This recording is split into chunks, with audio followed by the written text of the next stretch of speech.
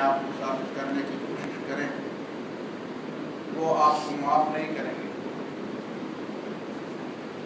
وَلَا يَزَالُونَ يُقَاتِلُونَكُمْ حَتَّى يَرُدُّوكُمْ عَنْ دِينِكُمْ إِنِ اسْتَطَاعُوا. تو ہمیشہ تمہارے خلاف لڑتے رہیں گے. تم لڑو یا نہ لڑو, تم میٹھی میٹھی باتیں کرو, تم بچھے بچھے رہو, بجھے بجھے رہو, لیکن وہ نہیں چھوڑیں گے. وَلَا يَزَالُونَ يُقَاتِلُونَكُمْ, وہ ہمیشہ تمہارے خلاف لڑتے رہیں گے. حَتَّى يَرُدُّوكُمْ عَنْ دِينِكُمْ إِنِ اسْتَطَاعُوا. اگر ان کا بس چلے تو وہ تمہیں اپنے دین سے پھیر دیں گے. یہ مودی کا جو مشن ہے, اس کی جو مشن ہے, کہتے ہیں اپنے لوگوں کو واپس, کہتے ہیں پرانے زمانے میں سارے لوگ ہندو تھے, تو مسلمان تو بعد میں بنے, اور جو باہر سے آئے ہیں ان کو نکال دو. تو یہ جو شدھی کی تحریکیں ہیں پرانے زمانے سے, یہ وہ چھوڑے ہوئے نہیں ہیں. آپ یہ ویڈیو کلپس میں دیکھ سکتے ہیں کہ ایک بیچارے مسلمان کو لڑکے پکڑ کر کہتے ہیں جے رام کہو, اور وہ صرف اللہ اکبر کہتا ہے, لا الہ الا اللہ کہتا ہے. یہ ایسی بات نہیں ہے کہ یہاں پہ کسی نے کسی ہندو کو زبردستی کلمہ پڑھایا اور اس کا بدلہ وہ ہم سے لے رہے ہیں. ہمارے مسلمان بھی مطلب یہ دین کہاں سے سیکھ رہے ہیں؟ 800 سال سے زیادہ ہندوستان پر ہم مسلمان نے حکومت کی, 800 ساڑھے 800 سال تک اسپین پر حکومت کی. کس کو زبردستی بنایا مسلمان؟ مسلمان بناتے تو اسپین میں ایک غیر مسلم ہوتا, پورے بر صغیر پاک و ہند میں ایک بھی کوئی ہندو ہوتا. تو یہ بات ہے کہ یہ ذہن میں رکھے کہ لا یزالون یقاتلونکم. آپ دفاع کی باتیں کریں, دفاع کی رٹ لگائیں کہ ہم تو کسی کا کچھ نہیں بگاڑتے, خامخواہ اگر آپ نے کچھ کہا تو ہم جواب دیں گے. میں حیران ہوں, میرے دوست مجھ سے خفا ہوں گے. ہم کہتے ہیں کہ ایک ایک انچ زمین کی حفاظت کریں گے, اور ہمارے اوپر حملہ ہوا تو ہم جواب دیں گے. تو یہ مقبوضہ کشمیر سارے کا سارا جمع کر کے ایک انچ بھی نہیں بنتا, وہاں تو انہوں نے حملہ کر دیا. آپ کیا باتیں کریں؟ اس کا مطلب یہ ہے کہ آپ نے حوالے کر دیا, مقبوضہ کشمیر حوالے کر دیا. آزاد کشمیر پر حملہ ہوا تو ہم جواب دیں گے. آزاد کشمیر تو آپ کا ہے, مقبوضہ کشمیر ان کا ہے. تو یہ 72 سال کس لڑائی میں گزر گئے؟ یہ اقوام متحدہ کی قراردادیں, اور یہ شملہ معاہدے, اور یہ اور وہ, اور 3 جنگیں, اور یہ مذاکرات, اور یہ کیا چیزیں ہیں؟ یہ کیا بلا تھی؟ اب بھی سمجھتے ہیں کہ انہوں نے ہمیں نہیں چھیڑا, حملہ کریں گے تو ہم ان کا جواب پتھر سے دیں گے. کل بلوچستان پہ خدا نخواستہ حملہ کریں گے تو ہم کہیں گے حملہ کریں گے تو ہم جواب دیں گے. تو بہرحال یہ باتیں تو ہیں. دوسری بات سمجھیں. دوسری بات کیا ہے؟ دوسری بات یہ ہے کہ 7 ستمبر ختم نبوت کا دن ہے. 7 ستمبر سن 74 کو پاکستان کی قومی اسمبلی میں بال اتفاق قادیانیوں کو غیر مسلم اقلیت قرار دیا. ہمارے مسلمان بچوں کو نہیں معلوم, اسکول کے طالب علموں کو, کالج کے طالب علموں کو نہیں معلوم کہ کن مراحل سے گزر کر یہ نوبت آ گئی. اور میں بارہا کہتا ہوں کہ اس سے 2 سبق ہمیں ملتے ہیں. پہلا سبق ہمیں یہ ملتا ہے کہ ہمیں یہ تانے نہ دیے جائیں کہ پاکستان میں جو ہے وہ ڈیموکریسی ہے, جو سیکولر ڈیموکریسی جس کو کہتے ہیں. یہ ڈیموکریسی کا ترجمہ ہم اردو میں غلط کرتے ہیں کہ ہم جمہوریت کا ترجمہ, غلط ہے یہ ترجمہ. ڈیموکریسی کا ترجمہ اردو میں جمہوریت نہیں کی جاتی. آپ ترجمہ اردو میں کرنا چاہیں تو آپ کہہ رہے حاکمیت جمہور, the sovereignty of the people. اصل میں بنیادی چیز سورنٹی ہے, اقتدار اعلیٰ ہے. سن 74 کے فیصلے نے یہ ثابت کیا کہ ہمارا آئین, اس میں اللہ تعالیٰ کی حاکمیت اور اس کی سورنٹی کو تسلیم کیا گیا ہے۔ دوسری بات یہ بات بھی اس تصور کو بھی غلط سمجھا گیا، یہ اعلان تھا کہ تصور غلط ہے کہ دین و دنیا الگ چیزیں ہیں، کرتے ہیں لوگ، ہمارے سارے مسلمان اسی طرح، لیکن عقیدے کی بات تھی۔ اگر دین و دنیا الگ چیز تھی تو یہ فیصلہ مسجد میں ہونا تھا، مسجد کے علماء نے تو پہلے سے فتویٰ دے دیا تھا کہ قادیانی کافر ہے۔ پارلیمنٹ میں جو بیٹھے تھے تو 100 سے زیادہ ممبر وہ کوئی علماء تھوڑے تھے، سارے کے سارے تو علماء نہیں تھے، اور جس اللہ کے بندے نے مقدمہ چلایا، مقدمہ لڑا، وہ بلوچستان کا جو تھا اس وقت اٹارنی جنرل تھا، یحییٰ بختیار، اللہ تعالیٰ اس کے قبر کو نور سے بھر دے، ایسا کمال دکھایا۔ واقعی اگر اسلام کا غلبہ ہوتا ہے تو یہ جو سوالات لوگ اٹھاتے ہیں کہ پھر کام کون کرے گا، وہ یہ جو کام کے لوگ ہیں آج جو دوسرے کے لیے کام کر رہے ہیں وہ آپ کے لیے کام کریں گے، جو دوسرے کے لیے کر رہے ہیں وہ آپ کے لیے کریں گے۔ ان میں صلاحیت ہے ان لوگوں میں، ان کو سمجھانا چاہیے، اور جب سمجھ گیا یحییٰ بختیار، جب سمجھایا گیا تو پھر کیسے اس نے کیس لڑایا، ایسا لڑایا کہ ایسا دنیا میں کوئی نہیں لڑ سکتا۔ یہ دوسری بات ہے۔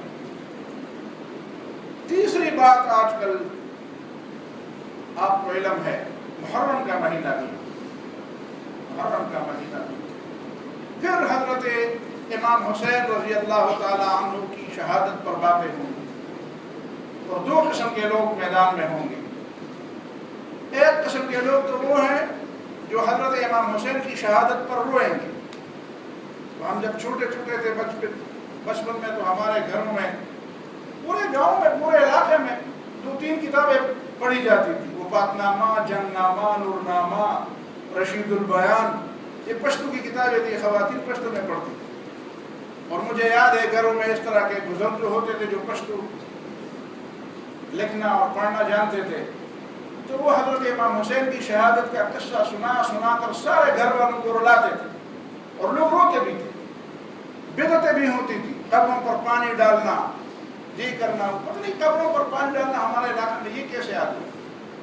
کہتے ہیں اس دن حضرت امام حسین کو پیاسا مارا گیا تھا، شہید کیا گیا تھا، تو ہم اپنے قبروں پر، بھائی پورے سال میں وہ قبروں والے ایک دن پیاسے ہوتے ہیں، اور قبر کے اوپر پانی ڈال کر اس کو مل جاتا ہے یہ پانی، تو پی لیتے ہیں، پھر 1 سال تک ان کو ضرورت نہیں پڑتی۔ یہ بدعت ہے، یہ بدعت ہے، اور بھی کئی قسم کے بدعت ہیں۔ تو یہ رونا رلانا یہ شیعوں سے ہمارے یہاں آ گیا ہے۔ حضرت امام حسین رضی اللہ تعالیٰ عنہ کی طرف کچھ اشعار کی نسبت کی گئی ہے، لا الفینک بعد الموت تنظر، ایسا نہ ہو کہ میری موت کے بعد پھر میرے لیے قصیدے پڑھنے شروع کروں۔ تو فی حیاتی اما زودتنی زادی، جب میں زندہ تھا تو میرا تو ساتھ نہیں دیا، میرے ارد سے تو چھٹ گئے، خطوط تو لکھ دیے، پھر جب میدان میں نکلا تو کوئی بھی ساتھ نہیں تھا۔ لا الفینک بعد الموت تنظرنی، یہ کہاں سے آ گیا؟ یہ تو ان لوگوں کی روایت ہے، ان لوگوں کی بدعت ہے جنہوں نے بعد میں سوچا کہ اوہ ہم نے غلطی کی، ہم نے حضرت امام حسین کو اور مسلم بن عقیل کو بلایا، ان کے ساتھ بیعت کی، ان کو خطوط لکھے، اور جب وہ آ گئے اور جب ان پر برا دن آیا تو ہم پیچھے ہٹ گئے، تو پھر اپنے آپ کو مارنے لگے۔ تو یہ اپنے آپ کو بار بار مارنا یہ ان لوگوں کا کام ہے جنہوں نے زندگی میں ان کی حمایت نہیں کی۔ لیکن ایک دوسری جانب دوسرے قسم کے لوگ ہیں، وہ ایک اور قسم کا راگ الاپتے ہیں۔ وہ کیا کہتے ہیں؟ وہ کہتے ہیں امام حسین باغی تھے، امام حسین نے غلط کیا، اسے نہیں اٹھنا چاہیے تھا یزید کے مقابلے میں، حکمرانوں کے خلاف نہیں اٹھنا چاہیے۔ یہ وہ لوگ ہیں جن کو اپنی بادشاہت کا خطرہ ہے، سمجھتے ہیں کہ اگر امام حسین کو شہید کہا جائے اور اس کی بات کو درست کہا جائے تو پھر ہمارے خلاف بھی لوگ اٹھیں گے، ہمارے خلاف بھی لوگ اٹھیں گے۔ امت میں اس بات پہ تو اختلاف ہے کہ یزید کو ملعون کہا جائے، اس پہ لعنت بھیجی جائے کہ نہیں بھیجی جائے۔ اس میں 3 قسم کی باتیں، بلکہ 2 قسم کی باتیں سمجھے۔ امام ابن تیمیہ رحمہ اللہ اور امام غزالی رحمہ اللہ، یہ 2 افراد ایسے ہیں، اور مولانا مودودی کو بھی اس میں درمیان میں ڈال دیں، وہ بھی اسی کے کہتے ہیں کہ آپ لعنت نہ کرے تو کیا ہے، خاص کر اس کا نام لے کر اس پر لعنت نہ کرے تو کیا ہے، اس کے غلط بات کو غلط کہہ دیں، لعنت کہنا کوئی ضروری نہیں، لیکن اس کے مقابلے میں بہت بڑے بڑے اہل علم، بہت بڑے بڑے اہل علم، جس طرح علامہ تفتزانی رحمہ اللہ، سعد الدین التفتزانی رحمہ اللہ، جس طرح امام سید آلوسی بغدادی رحمہ اللہ، جس طرح امام ابن جوزی بغدادی رحمہ اللہ، ایسے بڑے بڑے بزرگ جو کہتے ہیں لعنت ہم بھیجیں گے یزید پر. اور امام سعد الدین تفتزانی نے کی عبارت کو سارے لوگوں نے نقل کی ہے، سارے لوگوں نے نقل کی ہے، سیرت کی کتابوں میں بھی نقل ہوئی ہے، تفسیروں میں بھی نقل ہوئی ہے، حدیث کی شروع میں بھی نقل ہوئی ہے. کہتے ہیں لا نشک فی شانہ، یزید کے بارے میں ہمیں کوئی شک نہیں ہے، بل فی ایمانہ، ہم اس کی ایمان کی بات کرتے ہیں، اس کے اندر ایمان تھا کہ نہیں تھا. علیہ لعنت اللہ والملائکۃ والناس اجمعین، لعنت اللہ علیہ وعلی انصارہ وعلی اعوانہ، اس پر بھی لعنت ہو اور جس نے اس کی مدد کی ہے ان پر بھی لعنت ہو.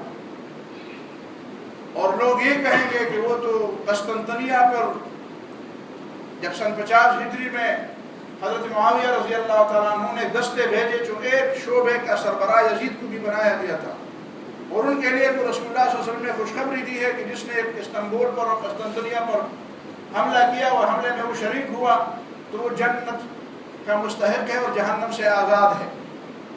اس کا جواب علامہ تفتزانی نے بھی دیا ہے، سیرت کی کتابوں میں بھی دی، اور روح المعانی جو تفسیر ہے 13ویں ہجری کے بہت بڑے مفسر ہیں علامہ آلوسی بغدادی، انہوں نے اس کے اچھے اچھے جوابات دیے ہیں. کہتے ہیں اس حدیث کو تو دیکھتے ہو لیکن اس حدیث کو نہیں دیکھتے ہو جس میں رسول اللہ صلی اللہ علیہ وسلم نے فرمایا کہ جس نے مدینے والوں کو ڈرایا اس پر اللہ اور اللہ کے رسول کی اور اللہ کے بندوں کی لعنت ہو، اللہ کے ملائک کی اس پر لعنت ہو، اللہ تعالیٰ اس کا فرض عبادت، اس کی فرض عبادت بھی نہیں قبول فرمائے گا اور اس کی نفل عبادت بھی قبول نہیں فرمائے. لا يقبل اللہ منہ صرفا ولا عدلا من اخاف اہل المدینہ، جس نے مدینے والوں کو ڈرایا. اور آپ کو پتہ ہے کہ مسلم بن عقبہ، جس کو لوگ مذنب بن عقبہ کہتے ہیں، جب یزید نے اس کو 10-12 ہزار کی فوج دے کر مدینے پر یلغار کی تو 3 دن مدینہ منورہ میں کیا ہوا؟ یہ کس نے یہ کام کرایا؟ یہ یزید نے کرایا. نبی صلی اللہ علیہ وسلم کی مسجد میں اذان نہیں ہوئی، نعوذ باللہ مسجد نبوی کی بے حرمتی ہوئی، نبی صلی اللہ علیہ وسلم کی قبر مبارک، نبی صلی اللہ علیہ وسلم کا ممبر مبارک، اور جو ممبر اور قبر کے درمیان جنت کا ٹکڑا ہے، اس کی بے احترامی ہوئی. وہاں پہ گھوڑے رکھے گئے، گھوڑوں نے وہاں پہ پیشاب کیا، گھوڑے نے وہاں پہ گندگی کی، وہاں پہ گھوڑے بھی ملاتے رہے، اور اتنا خون بہایا کہ لوگ وہاں پہ خون میں جاتے تھے تو پھسلتے تھے، لوگ گر جاتے تھے. بڑے بڑے بزرگ صحابہ، گھروں کی بے حرمتی ہوئی. یہ کون سا انصاف ہے؟ یہ انسانیت ہے. چلو حضرت امام حسین اور مدینے والے باغی تھے، چلو باغی تھے، تو باغی کے ساتھ اسلام میں یہ ہوتا ہے. عورتوں کی بے عزتی کرنا یہ کون سے اسلام میں جائز ہے؟ بچوں کو قتل کرنا یہ کون سے اسلام میں ہے؟ یہ تو باغیوں کے ساتھ، یہ تو کافروں کے ساتھ بھی نہیں ہوتا. یہ لکھا ہے روح المعانی وغیرہ نے، سارے علماء نے لکھا ہے کہ یزید نے اپنی فوجوں کو کہا کہ مدینہ منورہ کا جو تم فتح کر لو تو 3 دن تک تمہارے لیے اجازت ہے، جو کچھ کرنا چاہتے ہو کرو، کھلے عام اجازت ہے. خواتین کی بے حرمتی کی گئی، بچوں کو قتل کیا گیا، مسجد نبوی کی بے حرمتی کی گئی. یہ کون سے اسلام میں ہے؟ یہ کس اسلام میں ہے؟ اور آج کل ملوک کو، بادشاہوں کو ڈر ہے، بادشاہوں کو ڈر ہے کہ اگر امام حسین رضی اللہ عنہ کی اسی طرح کی بات لوگوں کو سمجھائی گئی تو پھر ہمارا خیر نہیں ہے. میں سمجھتا ہوں شرم آنی چاہیے مسلمانوں کو. میں 2 آدمیوں کے نام لوں گا. نیلسن منڈیلا کو آپ جانتے ہیں، نیلسن منڈیلا جس کا بیٹا، جس کا پوتا مسلمان ہوا ہے. اس کے بارے میں نے پڑھا کہ وہ کہتا ہے میں 20 سال جیل میں رہا، مجھے کسی چیز نے حوصلہ نہیں دیا سوائے امام حسین رضی اللہ تعالیٰ عنہ کے استقامت میں. اس کے استقامت نے مجھے حوصلہ دیا، ورنہ میں 20 سال جیل میں نہ رہتا۔ اور مہاتما گاندھی جب جس زمانے میں بر صغیر میں یہ باتیں ہو رہی تھی کہ اسلام تلوار سے پھیلا ہے یا دعوت سے پھیلا ہے، تو مہاتما گاندھی نے کہا اسلام نہ تلوار سے پھیلا ہے نہ دعوت سے پھیلا ہے، اسلام امام حسین کے خون سے پھیلا ہے۔ اس نے عدم تشدد کے حوالے سے بات کی، میں سمجھتا ہوں اس کا مطلب کیا تھا، لیکن میں کہتا ہوں کہ اگر امام حسین رضی اللہ تعالیٰ عنہ صلح کرتے، اگر وہ اپنے بچوں کو میدان میں نہ لے جاتے، اگر وہ اس انداز سے شہید نہ ہوتے، کس انداز سے شہید ہوئے؟ اب ذرا پڑھ تو لیں، دشمن کو ایسے انداز سے مارا جاتا ہے جب سارے لوگ وہ کہتا ہے مجھے یزید کے پاس لے جاؤ، وہ کہتے ہیں مجھے مدینے واپس لے جاؤ، وہ کہتے ہیں مجھے کسی محاذ پر لے جاؤ، کہتے ہیں نہیں آپ سرنڈر کر لیں، آپ یزید کے ساتھ بیعت کر لیں۔ پھر جب ان پر وار ہوتی ہے، جب لڑائی ہوتی ہے، وہ زخمی بھی ہوتے ہیں، وہ گر بھی پڑتے ہیں۔ یا رسول اللہ صلی اللہ علیہ وسلم نے نہیں فرمایا تھا کہ کافر بھی ہو اگر وہ زخمی ہو تو اس پر وار نہ کرو، اس کو نہ قتل کرو؟ پھر بھی امام حسین کو قتل کیا گیا، پھر اس کا سر کاٹا گیا، ذبح کیا گیا۔ یہ کون سے اسلام میں یہ بات ہے؟ پھر اس کے جسم کے اوپر گھوڑے دوڑائے گئے، پھر خواتین کی بے حرمتی کی گئی، ان کے چادر نوچے گئے۔ لوگ کہتے ہیں یزید اس پر راضی نہیں تھا، یزید اس پر راضی نہیں تھا تو اس نے ابن زیاد کو کیا سزا دی؟